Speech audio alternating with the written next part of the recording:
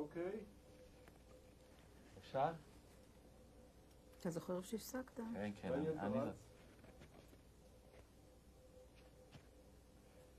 דניאל?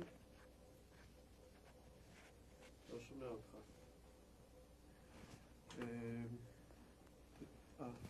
כן. דניאל?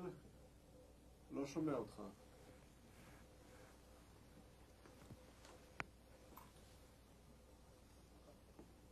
כן. אני לא שומע אותך, משהו, אני עכשיו שומע אותך חלש. רצים כבר? בבקשה. יש פה טרטור של המזגן.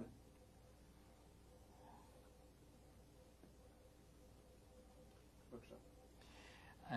אתה סיפרת שהטרנספורט שאתה באת איתו הביאו את האנשים לתוך היער. זה לפני שהתחילו להשמיד בגזים? רצחו אותם ביער או שהביאו אותם לתא הגזים?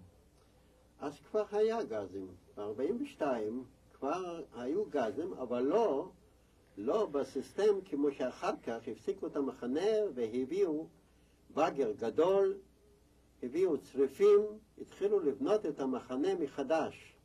ואז עשו ממש משרפה גדולה, אמנם אני לא ראיתי אותה בדיוק, אבל זה לקח 24 שעות ולא היה זכר של 2,000 יהודים. אבל הטרנספורט הראשון הזה, שאתה סיפרת עליו, איך הם נרצחו? היה כבר גזים אז.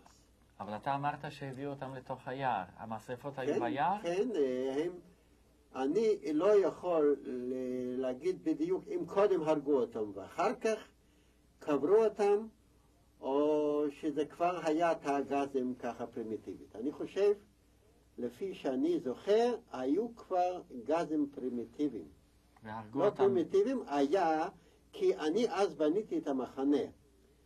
זכור לי שבניתי מחסנים בגובה רב של העץ הכי גבוה. אנחנו יצאנו ליער והבאנו עצים לבנות את המחסנים. זה היה אחרי 8 חודשים, התחילו לפתוח את הבורות, לשרוף את האנשים עם כל הרכוש, מה שהיה, והתחילו 80 בחורים שהם עבדו בחיפוש האוצר, הבגדים, עשו חבילות, כל דבר לחוט ושלחו את זה לגרמניה. כן, אבל אני שואל לגבי הגורל של הטרנספורט הראשון הזה שהיית איתו. הם הלכו לתא הגזים. כי אתה סיפרת שהם גורשו ליער. לכיוון היער, כן. כלומר, תאי הגזים היו בכיוון היער. כל המחנה סביבו היה בתוך היער. כלומר, אתם הייתם בצריף מחוץ וראיתם... אני סיפרתי שהיו 4 מחנות. כן. סוביבור היה בצד של תוך היער. והפסי רכבת זה עבר מצד אחד, והיתר זה היה בתוך היער. אז כך שהתחילו לפתור, להוציא עם בגרים את האנשים. כן, אבל אני מדבר עוד על הטרנספורט הראשון הזה, שבתוך כן. זה הייתה המשפחה שלך. כן. אתה סיפרת שלקחו אתכם הצידה. והריצו אותם לכיוון היער, והיו שומעים את היריות. אבל אם היו יריות, אז לא הרגו אותם בגזים. כי אנשים לא רצו להיכנס. בהתחלה אנשים לא רצו גם להתפשט, והרגו אותם, ואחר כך הם הובילו לגזים. אחר כך, אחרי שבנו את המחנה, והביאו צריפים, הביאו בגר, ובנו תא הגזים חדשים, ואז זה היה יותר משוכלל. אני זוכר שאני עבדתי בתור נגר, ובניתי את המחסנים. אחר כך בניתי גדר, 2 מטר גובה, זה כאילו חצר. חצר איפה שהיה השוויינסטל במחנה מספר 2, ושם אנשים התפשטו. שבאו יהודים מהולנד, מבלגיה, מצרפת, הם לפעמים גם באו עם קרונות של פסג'ירים, של נוסעים. והורידו אותם, ואחר כך עלה איש אסס, שזה היה נוימר גצינגר, הוא עלה ונאם נאום, אתם תמסרו את הרכוש לקופות, עשו כאילו קופה בצד, תמסרו את הכסף והזהב והשעונים, תתלו, עשו כאילו לתלות את הבגדים בחצר כזה, ואתם הולכים לבית מרחץ, ואחר כך תצאו למזרח. אז היו טרנספורטים של היהודים האלו שהם לא ידעו, ועוד דפקו בראבו עם הידיים. אני הייתי איזה 10-8 מטר בגובה וראיתי את זה במו עיניי. אבל אני גם זוכר שזה היה טרנספורטים שהגיעו בחורף, ושאנשים סירבו להתפשט, והקור היה אולי 28 או יותר גרד, ואנשים לא רצו להתפשט, ואז האוקראינים התחילו להרביץ עם הקולבות, עם גרזינים, שהיה עליה לרוץ לתא הגזים, ואני ראיתי את זה במו עיניי, זה ממש חתכו חתיכות, ומי שלא היה יכול ללכת, אז היו בחורים שהם היו צריכים להוציא את המתים האלו ולהוביל אותם ללזרת כאילו. כמו שהיה בתחנת הרכבת, אנשים חולים, זקנים, שהגיע הטרנספורט, זרקו את החבילות, את המזוודות בחוץ, היו קרונות כמו של פחם, ואז הבאהופס קומנדו שגם אני עבדתי בהם, היינו צריכים לזרוק את האנשים האלו על הקרוניות האלו ולהביא אותם ללזרת. לזרת זה היה,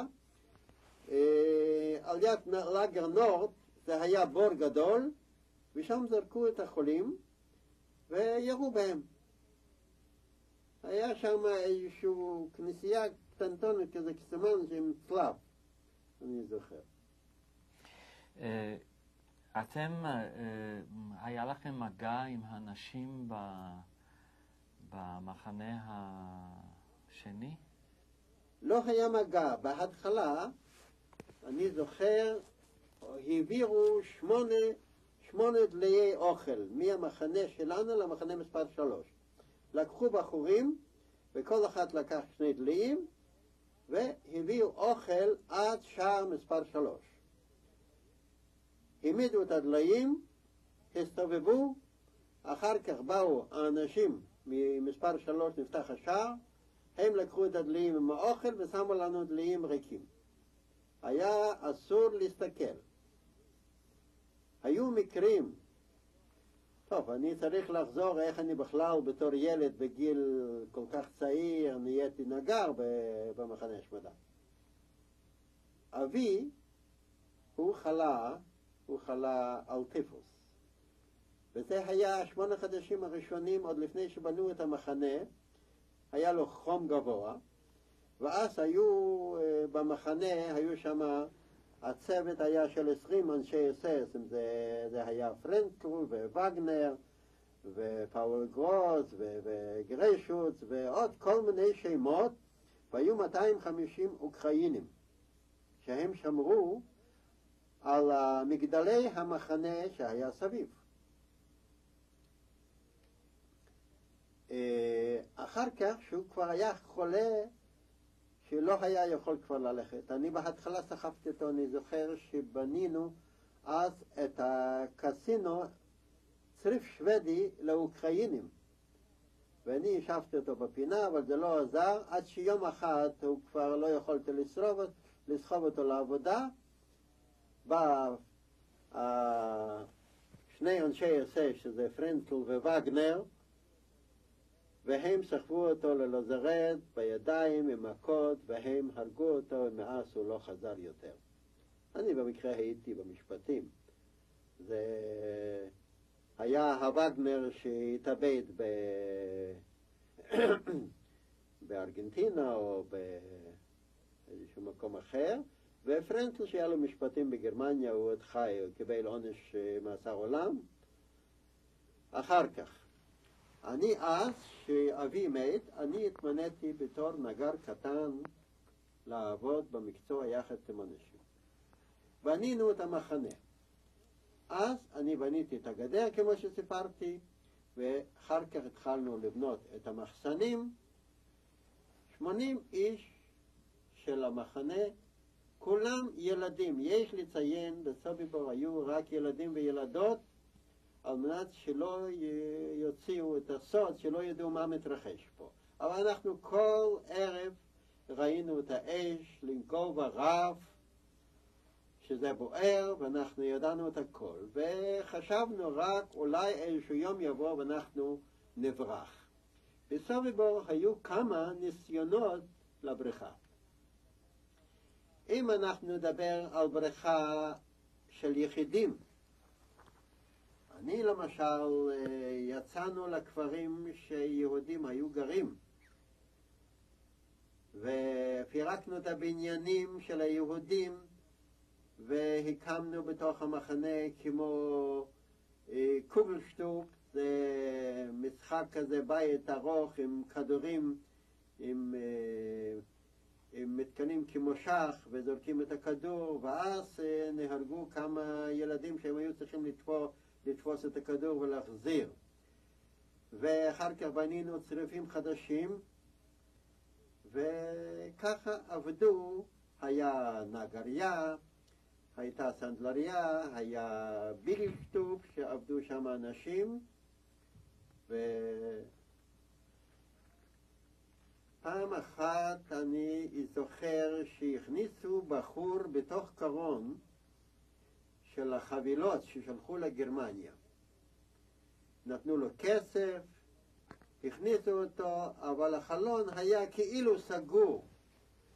והוא הגיע ללובלין, ושם הצליח לצאת והתחיל לנאום, ואז לפי השמיעה שלא רצו לשמוע אותו, ששמעתי מאנשים שסיפרו שלא רצו לשמוע אותו, לא רצו להאמין לו, ומאז לא ראיתי אותו גם כן.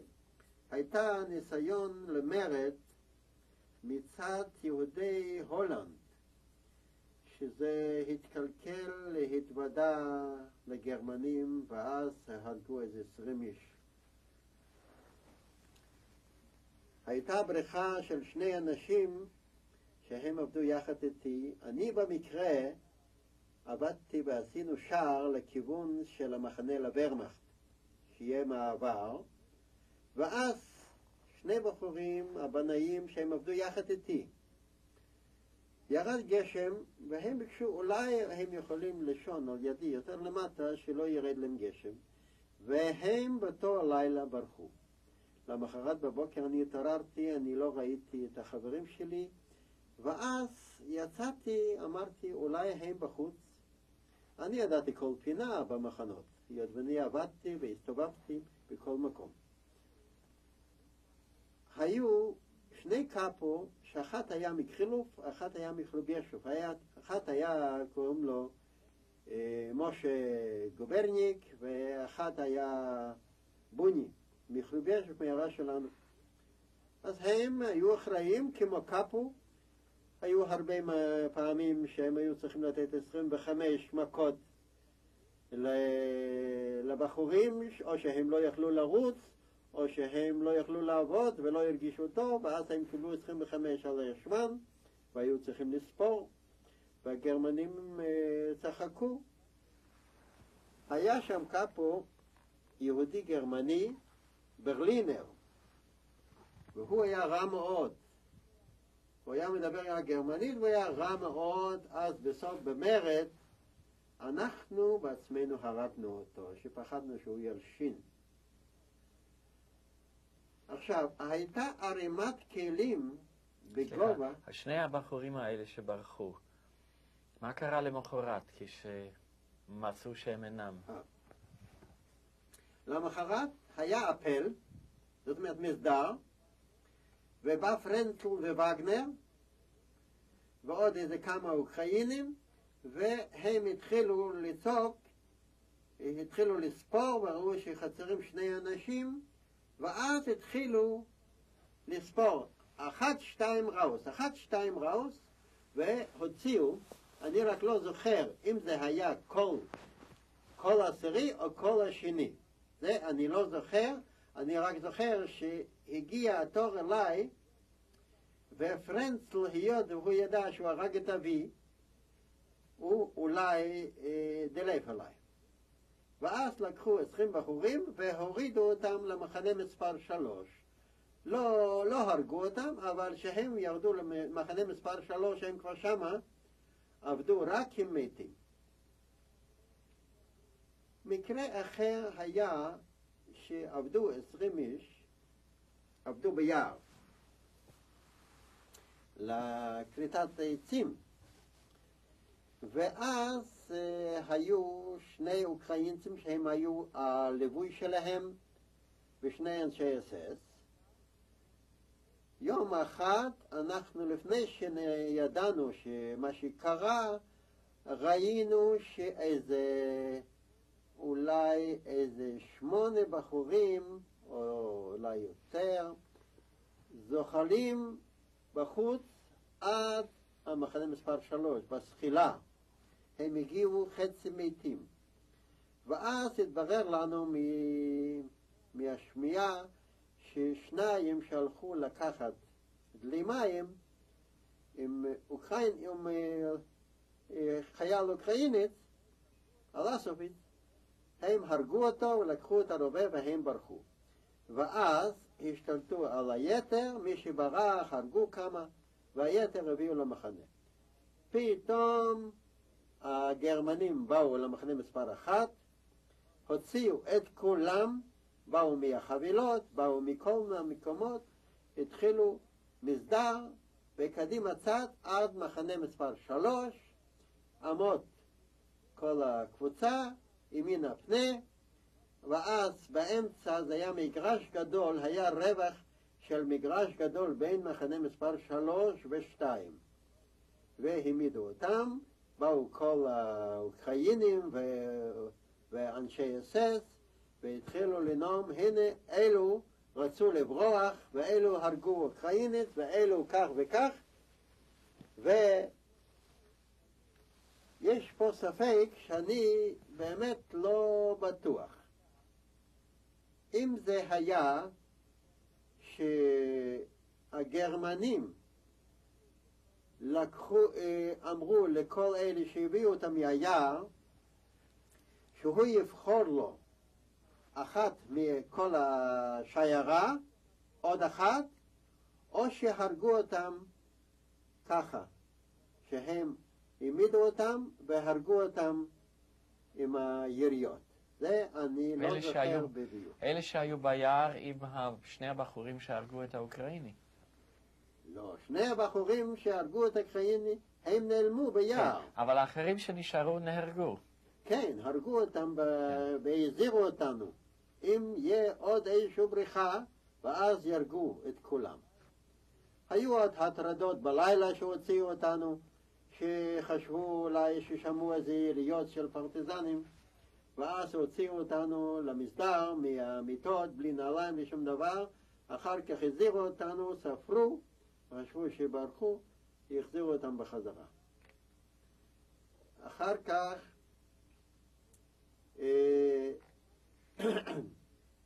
היה מקרה, אני אלך פה הלאה לספר על מה שבמחנה מספר 3 הם התארגנו, ולפי השמיעה לנו היה קשר, שאנחנו עבדנו ביער, כמה פעמים קיבלנו פתק שהם זרקו עם אבן לצד השני. זה סך הכל היה גדר תיל בתוך היער, אבל זה היה רחוק בעומק היער, שאנחנו במקרה עבדנו שם.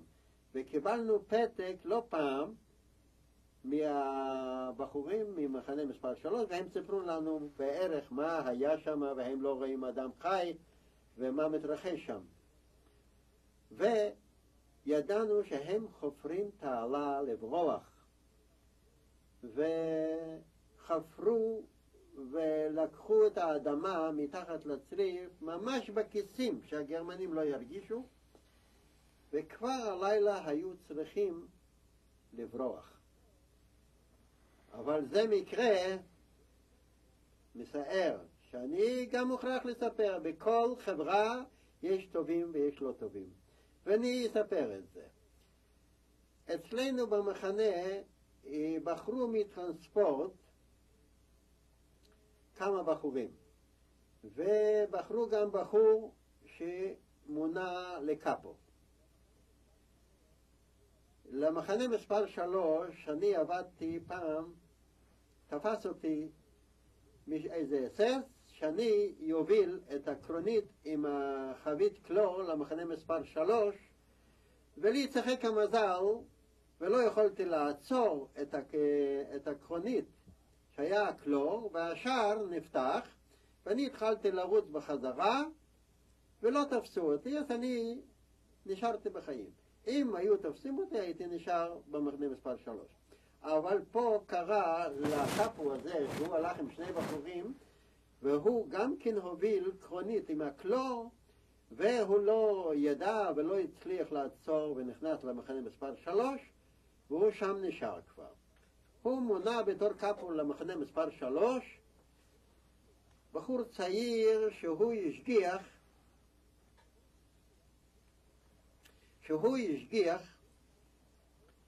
לעובדים שם על האש, שהם היו צריכים לשרוף את הגופות, אבל הוא כנראה הבחין במשהו והלשין, ואז הגרמנים הרגו את כל 80 איש.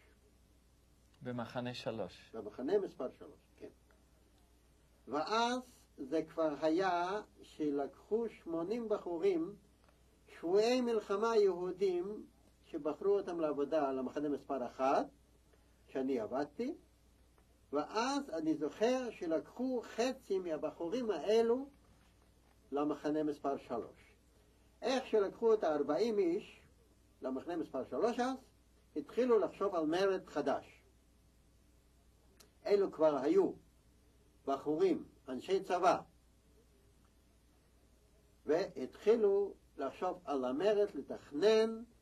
ראש המרד הוא לא מזמן נפטר כבר, היו קוראים לו פיצ'רסקי, הוא היה גם קצין בצבא הרוסי, והתחילו לחשוב על מרד. זה היה יום כיפור, עד כמה שאני זוכר, ביקשנו רשות להתפלל בצריף,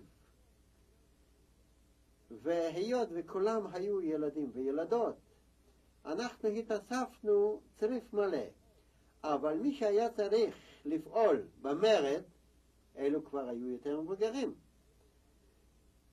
ואלו היו מאחרי כל הצעירים, והתחילו להתארגן ביום כיפור, היו פגישות, עד שהגיע כמה ימים למרד, פחדו לשתף את הקאפו,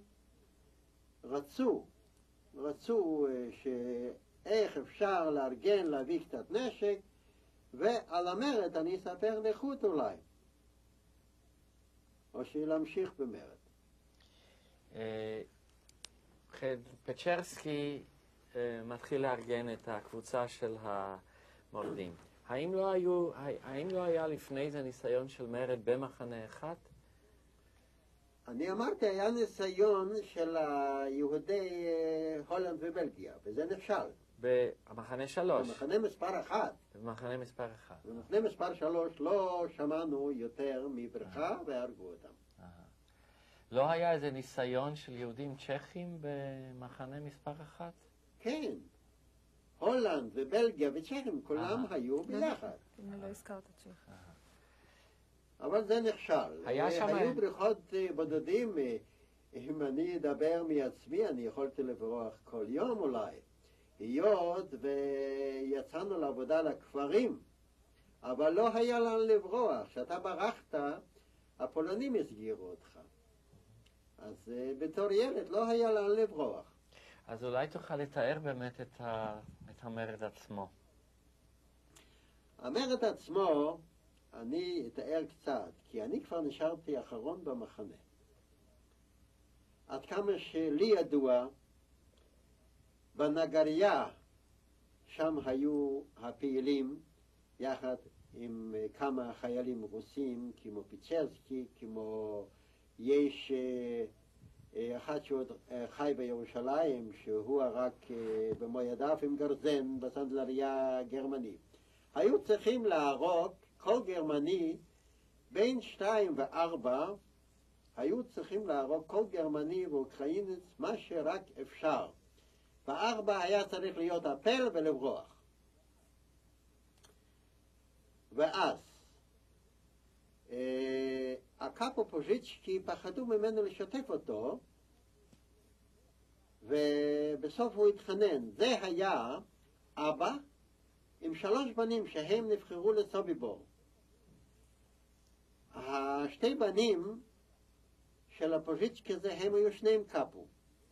היה עוד ילד קטן בגילי והוא לא היה קאפו.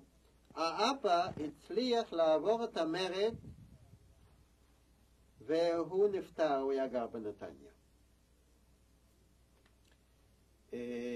היו צריכים, כמו שאמרתי, להרוג כל איש אסס. הרגו 12 איש. הייתה סנדלריה, למשל הגרמנים שהם נסעו לחופש, הם התחלפו כל פעם חצי חצי, אז הוא הזמין לו חליפה. אז אחת הזמין לו נעליים, ואחת הזמין לו איזה טבעות, ואחת הזמין לו כל מיני חולצות לגהץ, דברים אחרים. ואז, אם הוא הזמין את החליפה שלא הייתה מוכנה, אז היו בחורים שהם עבדו בתור משרתים. ויש עוד אחת פה, בעצם שניהם אולי עבדו. יש אחד בהיר, משה בהיר, שהוא עוד חי עד היום, והברו מרמלה, הוא גם כן אולי טיפה עבד שם. אז שלחו לקרוא לאיש אסס הזה שהוא צריך לגשת לסנדלריה, למדוד את המגפיים שהם, אם הם בסדר. או שהודיעו לאחד שהמגפיים שלו מוכנים כבר. אפילו שזה היה לפני הזמן. ופה הוא צריך ללכת למדוד את החליפה, ופה הטבעות מוכנים. ופה ביקשו אותו להסתפר, וכך איזה אסס שבא, הרגו אותו במקום. הראשון היה, אני במקרה הייתי צריך לתקן את השער במחנה מספר 1. זה כאילו, אמנם עבדתי בשוויינשטל, אבל בזמן המרד, כאילו שאני הייתי צריך לתקן את השער במחנה מספר 1, שזה השקיף למחסן הנשק. אני ועוד דוד. זה היו כבר הרוגים הרבה, אולי 12 איש, אבל אנחנו היינו מעוניינים להרוג את פרנצל שהוא יסתובב עם התת מקלע, זאת אומרת עם הסטן, ולא יכלו, הוא הרגיש משהו ולא יכלו להרוג אותו. ואז זה כבר היה רגעים ספורים שהקאפו פוז'יצ'קי הלך עם הקבוצה של 80 איש, הוא הלך כבר למחנה מספר 1, ואנשי יער שהם כבר הגיעו מהעגלות ואז לקחו את ברגמן, איש אסס, והרגו אותו, ונוימן הרגו אותו, אבל הראשון היה סגן מפקד המחנה ניומן, שהוא נכנס עם הסוס הלבן, ואז היה בחורצ'יק, אני זוכר, הוא היה בחורצ'יק דרשר, קראו לו, הוא היה מגמגם, והוא לקח יחד איתי עם הסוס, את הסוס, והבאנו את זה לצריף הישן. והוא נכנס לחייטים ושם הרגו אותו. אחר כך שהמרץ פרץ, רגעים ספורים, הופיע באואר, שהוא היה מפעיל תאי גזים, זה איש אסס, ממזר קטן כזה, הוא היה מפעיל תאי גזים, הוא הגיע עם אוטו מסע עם דברי אוכל ומשקאות, ולא היה לו כבר את מי לתפוס להוריד את הסחורה. הוא רק ראה אותי ואת דוד על יד השער, כי כבר כולם היו מוכנים לבריכה, ועוד מעט זה היה צריך להיות האפל. יש לציין שהרבה לא ידעו מה מתרחש, כמו הילדות והילדים הקטנים, הם לא ידעו מה מתרחש. כשפרץ המרד הם לא ידעו מה קרה. אותם, את באואר ואת פרנצל לא יכלו להרוג, וגם את האוקראינים רק הרגו כמה. אז אני תפס אותי ואת דוד, ותפס אותנו, הריץ אותנו למחנה מספר 2 להוריד את המשקאות, ולא הספקנו להוריד את הארגז הראשון. שם היו מגדלים אבזים וחזרים, והם עשו את הרעש בזמן שאנשים התפשטו ושלא ישמעו את הצעקות וכל מיני דברים. והיה גם כאילו קסינה, ושם היה קופה שהוא היה נואם, ושם היו מחזיקים גם את כל הדברי ערך. כשאנחנו נכנסנו עם הארגז הראשון עם המשקאות, כבר היה הצעקות, ושיצאנו, אני זוכר, היה איזה אוקראינית שהוא לא ידע גרמנית, הוא אמר לבאואר, אין דויטש קפוט. כשאנחנו שם הכנסנו לקופה, היה לנו סכיני שבת קודש. כן, מתקפלים, ודקרנו אותו ודחפנו אותו לקופה. אם הוא מת או לא, לא יודע. את מי? את האוקראיני או את הגרמני? זה שהוא ישב בקסינו. ורצנו החוצה, אז כבר היה שם צעקות ויריות לכיוון השער, והדוד הזה רץ, ובאו אחריו, ירה והרג אותו. אני לא פגשתי אותו יותר. לי כבר לא היה ברירה, אני הייתי במחנה מספר 2, היות ואני הכרתי כל המחנה, קפצתי את הגדר שאני בניתי 2 מטר, למקום שהתפשטו אנשים, לכיוון החבילות ששם היו המחסנים, רצתי, כבר לא יכולתי לרוץ לכיוון של הבריכה. יש לציין, סוביבור היה מוקף עם גדר תיל, מגדלי שמירה, תעלת מים, ושני גדרי תיל, באמצע היה מוקשים. שזה נדמה לי היה מוקשים שהם התפוצצו כולם. אני לא זוכר. או שהיו 2 סוגים. אני רצתי בין מחנה מספר 2 למחנה מספר 3, קיבלתי 2 יריות, זה כבר היה בערב, לא נפגעתי, הגעתי עד הגדר תיל, שזה היה מפריד בין לגר נורד, לא רחוק מהלזרת, ומחנה מספר 3. אחר כך אני הכנתי לי כל מיני דברים לבריכה, כמו קטר וסכינים וכל מיני כלים, אבל היות והוא סחב אותנו, פתאום לא יכולתי לקחת שום דבר, ואת הסכין שעוד הספקתי, השארתי אותו שם, ועם הידיים הייתי מוכרח לשבור את הגדי תיל, והצלחתי לעבור, אני במחנה מספר 3. שכבתי, זה היה בלילה, פתאום מופיע שיירה עם אנשי אסד ואוקראינים, ואני שומע את הדיבורים, הם התקרבו קרובים, ושומע שהם אומרים, פה אף אחד לא רץ, נתנו כמה יריות באוויר וחזרו. אני נשארתי בסוביבור כמעט עד חצות.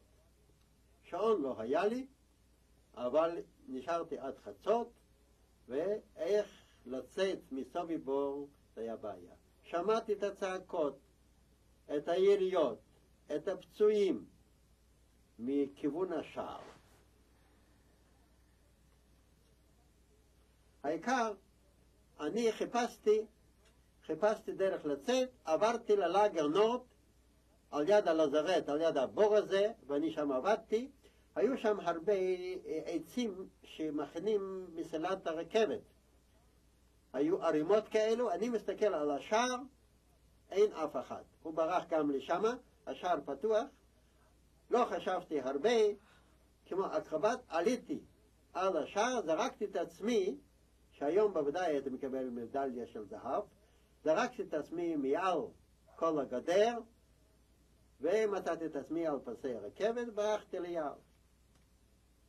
ברחתי ליער, אחרי 4 ימים חזרתי לאותו מקום, שבעצם לא אחרי 4 ימים, אך הלילה השנייה. כמעט, והגעתי לאותו מקום, הסיבובים ביער.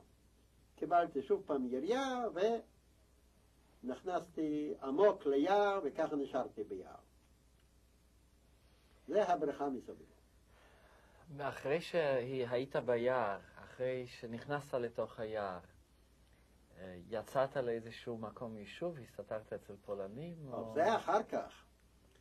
אני הלכתי ביער, 4 ימים לא אכלתי שום דבר, ואני טעיתי ביער, ו4 חודשים אני הייתי לבד ביער, כמו אפשר להגיד חיה. אחרי 4 חודשים מצאתי את האדם הראשון שהוא מסביבו, והוא שבוי רוסי. מצאתי אותו שטעיתי ביער, ועצרתי, שמעתי עגלות נוסעים. עצרתי אותם בכוח עם מקל ביד, ואלו היו גויים שהובילו עצים, והם אמרו לי, אם תלך ככה ישר, איזה מספר שעות תגיע לכפר יוונקי, וכך עשיתי. לפנות בוקר הגעתי לכפר הזה, ראיתי מרחוק, ואני יצאתי מהיער. אני רואה 2 אנשים בבית הראשון על יד היער, בכפר יוונקי. אני מתגנב, ראיתי את ראש הכפר מחלק את החלב שם עם עוד גוי, פחדתי ממנו, ואני נכנס לבית הראשון, מבקש חתיכה לחם. ראיתי את 2 אנשים, אבל תקף, אז היה סיסמה כאילו עמכו. אני שואל עמכו, עונה לי ברמז, אחת מה2 אנשים, והגוי הזה נכנס, מוציא לי חתיכה לפיושקה. זאת אומרת, זה חתיכה תפוחי אדמה מהתנור, נותן לי, והשני תקף הולך איתי, זה היה נחמיה מהשבויים הרוסיים מסוביבו. והוא תקף, אנחנו הולכים לכיוון היער. הוא מספר לי שהוא בא לראות מה מתרחש בעולם, והוא סיפר לי את כל העניינים, כמה ואיך בדיוק ברחו מסביבו, שכולם ברחו, ועל יד השער הרגו כ80 איש. תקף היות ולא הצליחו להוציא את המפתח של השער הרחב, ורק הצליחו עם השער הקטן לברוח, הרבה ברחו על המוקשים. ככה מ600 איש, אולי 50% ברחו ליער בקבוצות גדולות, והתחילו תקף החיפושים, התחילו להתפרק, וזהו. אחר כך אני עם היהודי הזה הלכתי לחפש עוד יהודים. יש פה דבר שאני לא אגיד, זה בושה. יש בושות, אי אפשר לכתוב. כל דבר אי אפשר לכתוב, אבל אני אלך הלאה. למשל, אנחנו הלכנו לכפר. אני הלכתי בצד ימין והוא הלך בצד שמאל. בכל בית ביקשנו, זה כבר היה אחרי 4 חודשים, הגויים היו טובים, היו נותנים חתיכה לחם, קצת מרק. איפה שנתנו לי אני אכלתי, באיזה צורה אני לא יודע איפה כל זה נכנס. אחר כך עשיתי לי תורבה, זאת אומרת כזה שק, ואספתי לי אוכל ביום. הלכתי וצפצפתי ביער, שכבתי בבורות, כמו חיה ממש. אבל עם היהודי הזה שהלכנו לכפר הזה, גוי אחד אומר לי, אם אתה תבוא ב12 בלילה תפגוש פה יהודים. אמרתי טוב, אבל לא היה לי אמונה, הלכתי הלאה. אבל בינתיים אני הלכתי לחפש את הנחמיה שהוא הלך בצד שני ולהודיע לו את זה, וחילפנו כיוון. הוא החליף בצד שלי ואני הלכתי בצד שלו. כשאנחנו עברנו את הכבר, שזה היה אולי 30-40 בניינים מכל אחד, הגעתי לבית אחרון בצד ימין, זכור לי. אני נכנס, או חבל שלא סיפרתי קודם, טוב, לא חשוב. זה אי אפשר כל לפי הסדר. נכנסתי לבית הזה, ישב גוי זקן, והוא איבד בת על כזה גלגל, מוכנה שעשו בת. וזה היה חדר ארוך כזה, הייתה גם איזושהי בחורה, וראיתי 4 בחורים יושבים עם בגדים לבנים. ואני ניגשתי אליהם, אמרתי מילה עמכו, הם עוד לא הבינו בדיוק, אבל הם יצאו תקף קמו, ויצאנו החוצה, והתחלנו לשוחח, התברר שהם מסביבו, וביניהם היה סשה פיצ'רסקי גם, אפילו שהוא כתב לי מכתב שזה לא נכון, אבל זה מאה חוץ. הוא היה גם עם החברים, הם טבעו בבוץ, ואחר כך נתנו להם בגדים אחרים. אז אנחנו התחלנו ללכת לכיוון יערות סקרודניצה. יערות סקרודניצה הם יערות גדולות.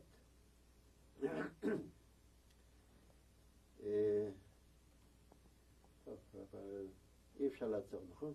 אי אפשר לעצור. לא, רציתי לשאול את הפרופסור באום, אבל לא. לא, זה לא חשוב, זה חופשי, אתה יכול לשאול. אבל אני לא רוצה, יש דברים שזה לא כדאי לספר, לא לכתוב להיסטוריה. זה בושה לעם היהודי, אבל... טוב, אז כך אנחנו הלכנו 5 איש לכיוון סקרודניצה.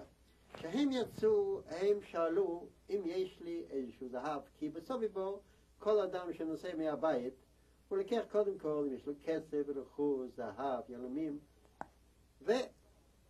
ובזמנים האלו זה היה לקנות איזשהו כלי, איזשהו אקדח, זה היה, אתה היית מלך בעולם, יכולת לעשות את הכל. אבל לא היה לי, והנחמיה כן היה לו, אבל הוא לא רצה לתת. אנחנו הלכנו לכיוון, אבל אחד כאב לו רגליים, ואנחנו השארנו אותו על ערימת קש גבוה, וחשבנו שאנחנו נחזור ניקח אותו עד שהוא יבריא. הגענו מספר קילומטרים, וראינו משהו לא בסדר ביער. היה איזשהו סימן של חוטים או משהו, אבל קודם רצינו להיוודע.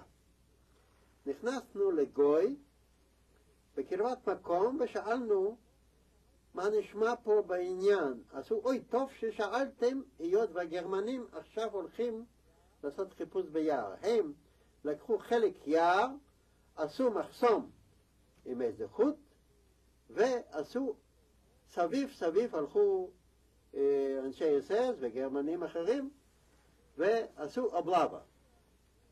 ואז הוא הציל אותנו מהמוות בטוח, ואז הוא לקח 10 רובל זהב ונתן לגוי הזה ברגע שיכולנו לקנות אקדח. והוא נתן לנו זה מתנה. אנחנו אז היינו 4 איש, הלכנו ליער סקרודניצה לנוח.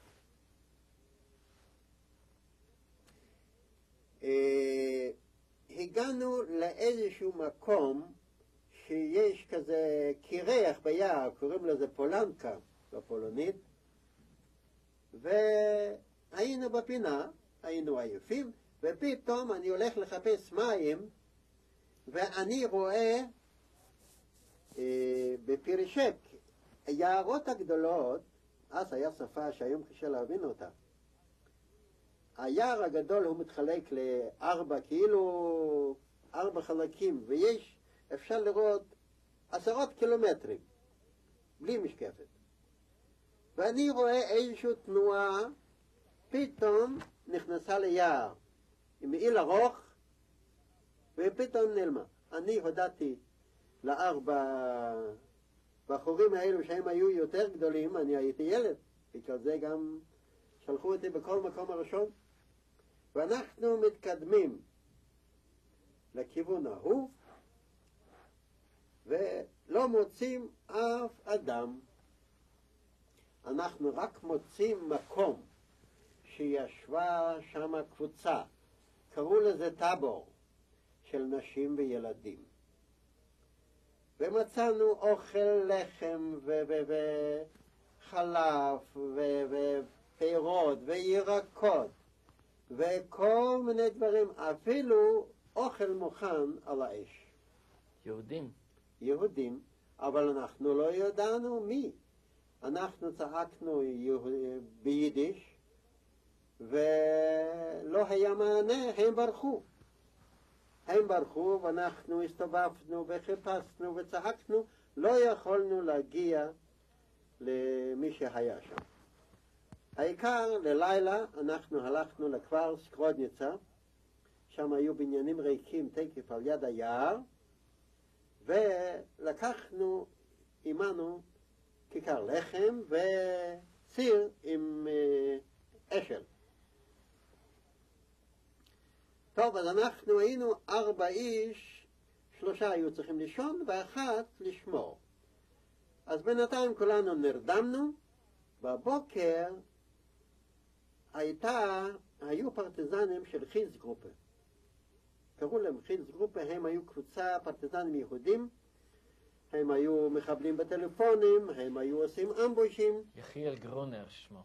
יחיאל גרונר, אבל אני נפגשתי איתם, אבל אחר כך לא חיפשתי אותם. אני רק אספר את הסיפור, שזה גם בושה, אבל אני מוכרח לספר את הסיפור הזה.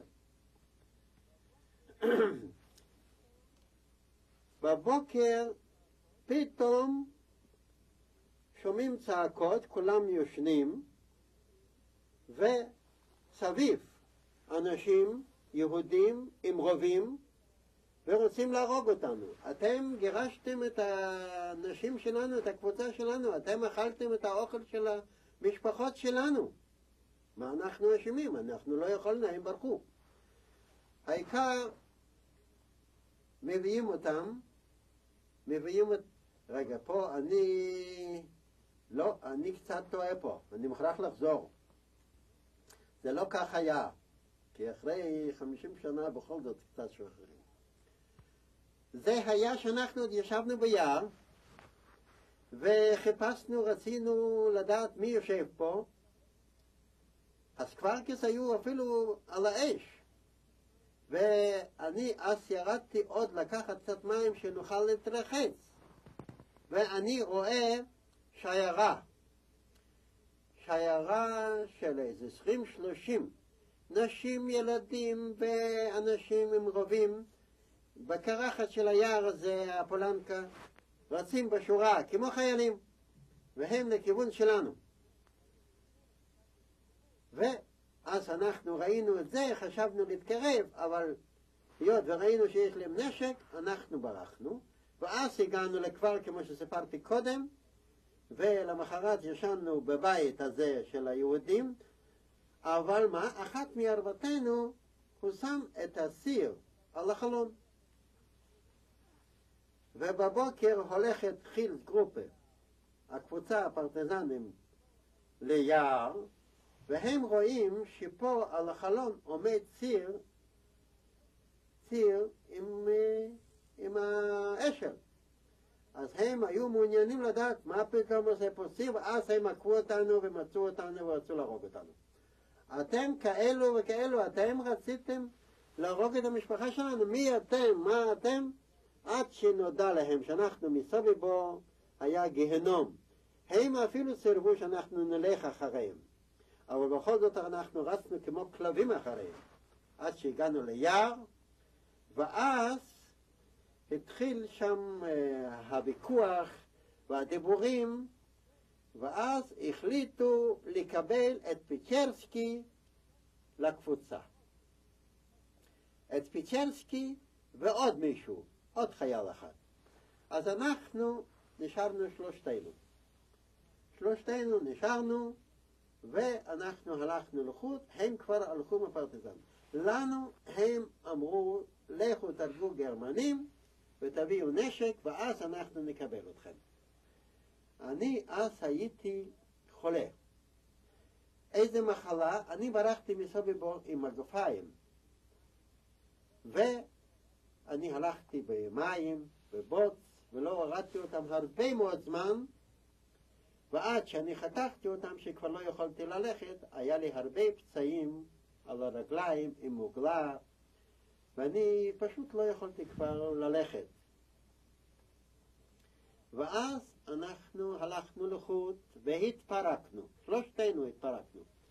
כי אמרנו, אדם בודד יכול להתחבות יותר מהר מאשר קבוצה. ואז אני הייתי לבד, והלכתי ליער אחר, שקוראים לזה אוחוז'ה. שמעתי ששם יושבים יהודים. נחזור רגע, אם אני הייתי בורח בסוביבור, באותו צד שהמחנה הייתה קיימת, הייתי מוצא, במשך אותו לילה הייתי מוצא יהודים, פרטיזנים או קבוצות שהתחבאו ביער. אבל בצד שני זה היה יותר קשה. למה הלכתי בצד שני? כשאני בתור ילד, עם השכל שלי העקום, חשבתי, חרוביישוב זה מונח לא רחוק מאבוק, ניקח דרך ליער ונגיע לעיירה. ועם זה טעיתי. עכשיו נלך פה בחזרה, אני הולך בלילה לבקש חתיכה לחם, ואני, לא, זה היה אחר כך. טוב, אני כבר בתוך, אני אספר את זה. אני הולך בלילה ואני רואה שני בחורות גונבים תפוחי אדמה מאיזה ערימת תפוחי אדמה. בחוץ לארץ היו ערימות תפוחי אדמה. ואני רואה שתי בנות משהו מתכופפות וחופרים שם, גונבים שם משהו. אבל אני רציתי להתחבר לאיזשהו אדם, לא להיות לבד חיה. ואני תפסתי אחת, בכוח התעלפה, השנייה ברחה, עד שמצאתי מים והגיע בחזרה, ואז היא סיפרה לי שהם יושבים 30 נשים ביער עטוף, על קמפות, ואני הלכתי אליהם, ואז הייתי ילד בודד, ופעם נחתי והגרמנים הגיעו כמעט אלינו והתחילו לראות, נהרגו כמה נשים, והיינו צריכים לברוח, ואז שוב פעם ברחתי ונשארתי בודד. לא היה לי אמונה באף אחד. אמנם אני נדברתי עם איזה בת שהרגו את האמא שלה והייתה מסכנה, אמרתי שהיא תבוא נלך יחד, אבל זה לא עזר.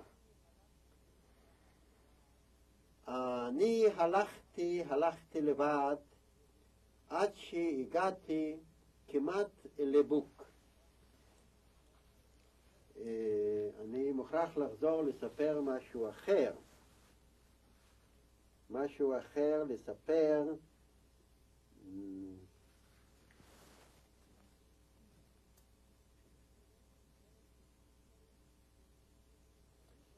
טוב, נמשיך פה הלאה, אחר כך נעזור. אני הולך בדרך, פתאום אני רואה שהולך איזשהו בחור בגילי עם ילדה. התחברתי איתו. הבחור הזה במקרה הוא חי פה בישראל. אז היינו כבר 3. אחר כך אני רואה איזשהו אדם זקן הולך, חשבתי שזה גוי, פחדתי להתקרב, אבל בכל זאת נפגשנו באיזשהו מקום, וזה היה יהודי מבוגר שהתחברנו יחד. כבר היינו 4. ואחרי יום, זה לקח ימים ולילות עד שאנחנו הגענו. ופתאום אני פוגש את בחור צולע מביאליסטוק. גם כן התחברנו. היינו 5 איש. זה היה התחלת חורף, אולי זה היה בדצמבר או משהו. הגענו לנהר בוק, והבוק היה קפוא, אבל חלקית. ואז היה, הפרטיזנים התקיפו את עיירה דומצ'בו. דומצ'בו הזאת עיירה קטנה על הבוק, והפרטיזנים התקיפו אותם. איזה פרטיזנים? רוסים. רוסים. כן. אחרי הבוק כבר שם היו כל מיני קבוצות, זה היה כבר הזמן שהתחילו לבוא מבוסטוק כל מיני פרטיזנים רוסיים. אני העברתי את כל החבר'ה, הם עברו כבר את הבוק, ואני האחרון כאילו הגיבור ונפלתי בתוך הבוק. הצלחתי להוציא את עצמי ורצתי אחריהם רטוף קולי.